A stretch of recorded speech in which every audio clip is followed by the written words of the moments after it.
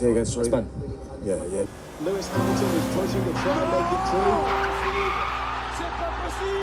Useless. Absolutely useless. Lewis Hamilton loses it. You've seen the cars on pole, so we probably need to change driver.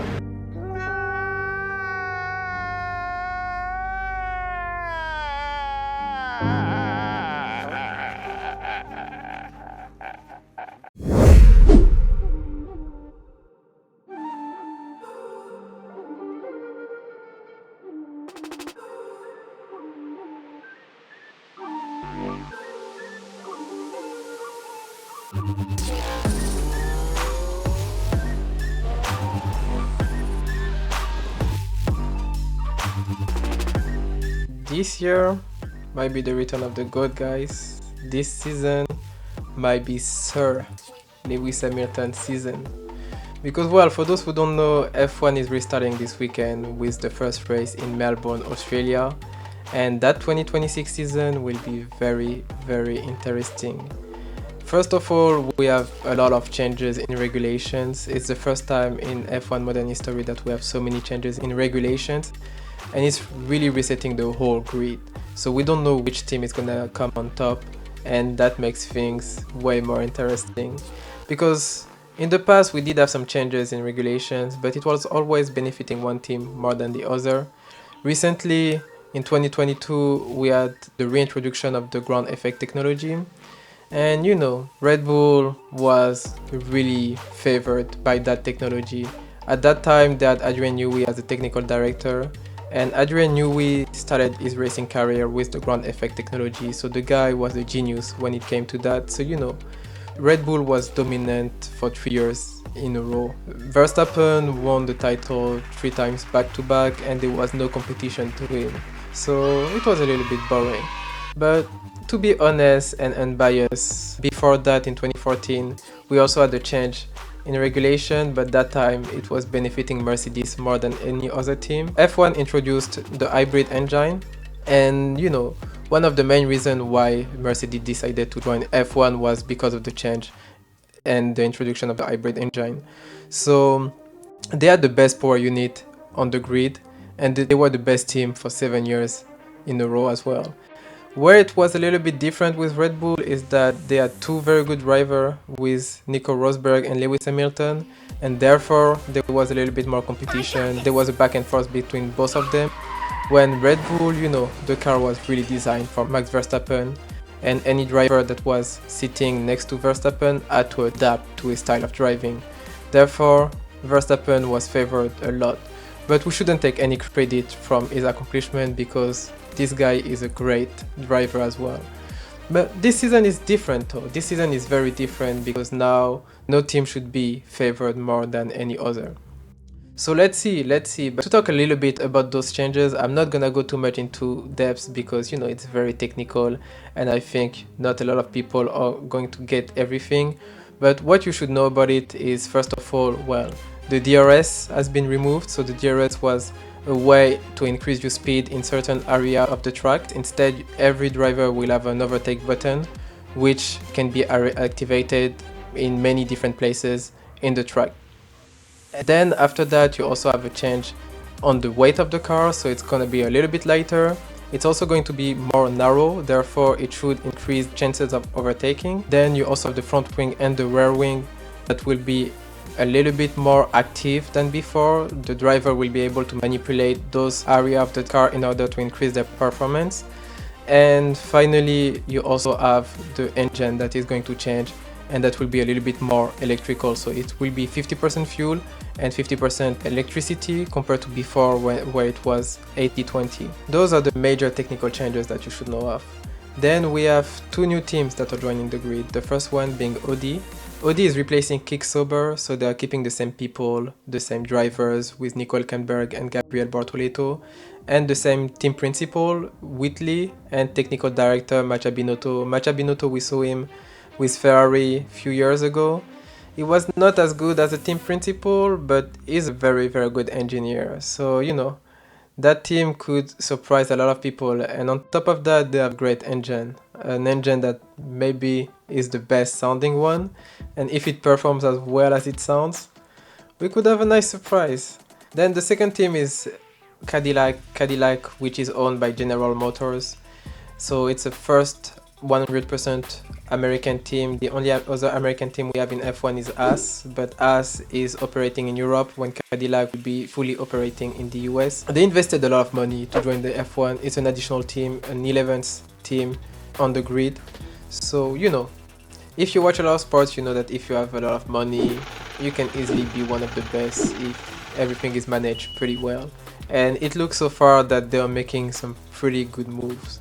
I mean, they have the best two side chick in F1 recent history with Valtteri Bottas that was on the side of Lewis Hamilton with Mercedes. He managed to grab some points for Mercedes wherever he could and didn't do a bad job, a lot of experience. Same for Sergio Perez with Max Verstappen. His major success was to block Lewis Hamilton in Abu Dhabi, allowing Max Verstappen to win that Grand Prix in a very controversial, suspicious way, but we are not here to talk about that. Anyway, those two drivers have a lot of experience. They know how to drive a F1 car. They are, to be a little bit more serious, very, very talented. So I think they could help that Cadillac team a lot. I just don't expect them to start very, very strong, but you never know. That could be a very, very nice surprise. For me, that's maybe the worst team on the grid, let's be honest. Then after that, you have Aston Martin. Aston Martin, well, you know, it's another rich team, a rich owner at least, with Lawrence Stroll. But in that case, it's not managed as well. You know, Lawrence Stroll just hired Adrian Newey as a team principal. Adrian Newey, we just talked about him earlier. He used to be very good with Red Bull as an engineer. But a team principal is a different role. You know, it's like hiring the director of your competitor who did very well on the project and expect him to be a very, very good CEO. I don't think that's gonna work out. They have Fernando Alonso as a driver as well. Fernando Alonso came out of retirement a few years ago. I don't know if he's really hungry to win and to compete. And the other driver is Lance Stroll. Lance Stroll is the son of the owner, and if he was his son, I don't think he would still be in F1. So yeah, not a team that we should expect to do very, very well. And on top of that, they struggled early in testing with their car. So yeah, I don't expect them to compete or to even be in the middle of the field. Then after that, we have Williams. Williams, in that case, it's different because, well, they had some trouble in testing with their car, but they have two very good drivers with Carlos Sainz and Albon. So they have potential to develop their car very well. They have the potential to at least be doing something at some point in the season if they manage to fix their car. But they have better drivers than Aston Martin, just not such a good car as well. Then Audi, well, it's also a brand new team, so we don't know what to expect from them really. They looked better and better through testing. They are just not, I mean, they're just brand new, so you just don't know what to expect from them. Bortoleto is a young driver. Nico Hülkenberg is a driver that can perform sometimes, just not very, very consistent and not also one of the best on the grid. So let's see how the car evolves, but not much to expect as well from Audi side. And finally, I would say Racing Bull, which is the sister team of Red Bull, you know, it's just the side chick. So I don't expect them to do better than Red Bull. And if they do better than Red Bull, I guess they will become Red Bull. But yeah, it's more like a car for young potential. And they have Liam Lawson, which I personally am not a fan of. I don't think he's that good. So let's see if he even managed to finish the season with Racing Bull, because they have Yuki Tsunoda on the side waiting for a spot in F1. So he could replace him early in the season if Liam Lawson is not performing well. But then they have a new driver that just joined F1, Arvid Lindblad. Arvid Lindblad is a driver, the only rookie on that grid this season, a driver that I don't know very, very well, to be honest with you, is often compared to Max Verstappen. because of how fast he grew in with that Red Bull Academy and how talented he is. There seems to be a lot of expectation on him. Well, let's see if he managed to get close to Verstappen in his career. That would be a very, very strong accomplishment. I've doubt, but I just don't know him that well, to be honest with you. Then let's talk about two teams that I believe are pretty much similar, Alpine and Haas. Alpine, they used to be Renault, so it's basically the sports branch of Renault. And well, if you ask me, they are very French, so it means that they have good ideas, pretty good quality, two good drivers with Franco Colapinto and Pierre Gasly, but they don't have the money. They are just struggling to invest, to develop the cars every season. So even if you can see some talent, usually they always struggle and there's always some reliability issues with the car. Maybe this season will be different. Maybe they can be in reasons. They used to be very good back in the day with Fernando Alonso. But now, since then, they've always been very inconsistent. I would love to see them, be a team that can compete for a title, but I just doubt it will be the case this season. Then Haas is, well, technically they should maybe be behind Alpine.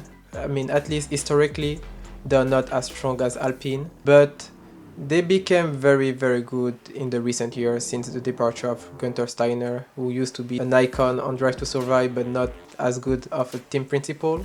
And now with their new team principal, Ayao Komatsu, they've been pretty good, pretty surprising with, well, Esteban Ocon and Oliver Biermann as drivers.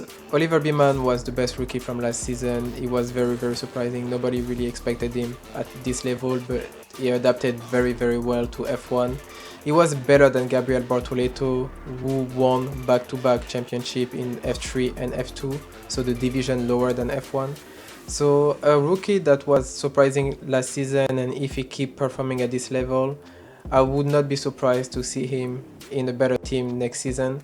So let's see. Esteban Ocon on the other end is also a pretty good driver, but a little bit more aggressive in his way. He can create some crash sometime. He can, frustrate some people. He can, that's not the driver that everybody is gonna love on the grid, because he's not afraid to take risk when he drives. And then let's talk about the best teams on the grid, la crème de la crème, with first, well, Red Bull and McLaren, which might be a little bit behind Mercedes and Ferrari, because they've been fighting last season until the end of the championship for a title, and I think that might have impacted this season because they didn't look as good in testing than Mercedes and Ferrari.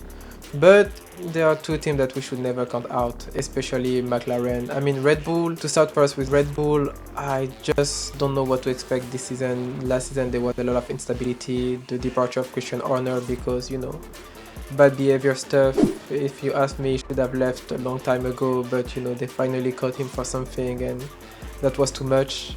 But he left, Christian Horner left, Adrian Newey also left. Even though I don't know if we would have a huge impact with that new regulation, but he still left. Helmut Marko also left as well. He used to be an advisor for Red Bull. So there was a lot of changes in that Red Bull team, and the future of Max Verstappen is still very uncertain. So it's, a lot of instability within that team. We don't know what direction they are taking. It could be the last season with Verstappen at Red Bull, because if the car is not performing to his standard, I wouldn't be surprised to see him go to a team that might be competing for a title, such as, well, Cadillac and Audi. We don't know what they're going to look like at the end of the season, but if there's a good opportunity for Verstappen to go to a better team with more money, more investment, and a better future, I don't think that he will think twice. Then he has Isaac Hadjar on his side. Isaac Hadjar is a great talent, so for Red Bull, if Max Verstappen leave, that could be a nice young guy to focus on and to develop, because he showed us in the past with Racing Bull last season that he's a very, very good driver, and that's someone that I wouldn't be surprised to see Red Bull rely on at the end of the season. Then McLaren, well, McLaren is, still a strong team historically. They've always been at the top of the championship. They are not always in the top 3 because, well, it's always complicated to compete with Ferrari, Mercedes, and Red Bull. But they're always at least in the top 5. And last year they won the title. They have 2 very good drivers with Lando Norris and Oscar Piastri. If you ask me, I think they are just a little bit soft. I'm not the biggest fan of McLaren management. I think they are just too nice. They are always avoiding to have their 2 drivers competing with each other. They are always thinking team first. I think that's a little bit boring. But, that works for them. They won a constructor title last season, and Lando Norris won the driver championship, so if it works for them, I guess they might as well continue. It's just a little bit boring to see. But this season, well, last season they focused on the driver championship and the constructor title, so I think they took a little bit of delay with the new regulation, and also the team principal was not that confident about this new car. So that's a team that could be interesting to see develop. I think they will still end up at the top of this championship. They might not win again this season, but they will be there somewhere. And then the 2 teams that look the best so far are Mercedes and Ferrari. First of all, well, Mercedes, they look pretty strong with their car. They are not as vocal as Ferrari, they are not saying too much, but they have George Russell. He's a very good driver, very underrated. We don't talk about him enough, in my opinion, but he's always been pretty good, pretty consistent throughout the years, whether it was with Lewis Hamilton or last season once Hamilton left with Antonelli. He's a very, very good driver, and I think that he could win this season if Mercedes have a very strong car. At least he will often finish on the podium. Antonelli is a little bit younger, so I don't know what is worse yet, because last season was not the most impressive one from him. He was very inconsistent, but he's still learning, so he showed a lot of potential in F2. So that's a driver that could be very good, but I don't think he will be as good as George Russell. And finally, to finish with Ferrari, well, obviously they are the one that I'm waiting to see grow. They showed a lot of things in testing with the 360 rear wing that can rotate on itself, so really exciting to see a lot of new ideas that they showed. They seem to be pretty confident with the car. They are all smiling about their car. They seem to love what they came up with. So a lot of new ideas, a lot of potential. Charles Leclerc is a very good driver. I don't also know how good he is, because back when Carlos Sainz was on his side, he was not always the best. Sometimes we could think that Carlos Sainz was a better driver than him. Last season he was way better than Lewis Hamilton, more consistent, finished better than him pretty much every time, but he also had a better knowledge of that tricky Ferrari. So this year with the SF26, I don't know if he will still be as good as he was last season, if he will still be better than Lewis Hamilton. But if he managed to be, that will be a nice surprise, because that's really a driver that I cannot rate that well. And Lewis Hamilton, well, he's the GOAT of that sport. He's the best driver ever. That's not a debate, don't even argue with it. Schumacher, I mean, Lewis Hamilton has more titles. If anything, he has 7.5 titles. That 2021 title, for me, I cannot fully give it to Verstappen. But yeah, I think Lewis Hamilton is the best driver ever. And he was going through a hard time last year. He took on a Ferrari car that was very, very bad. This season, he said that, he worked on that new car, on that new SF26. He's feeling very comfortable with it. He really likes it. And he's back again. He's feeling motivated. He feels like he's getting back to his old self. Listen, if that's true, and if he managed to get back where he was in terms of mindset, in terms of performance, well, ace title coming up. Ace title coming up. Let's race!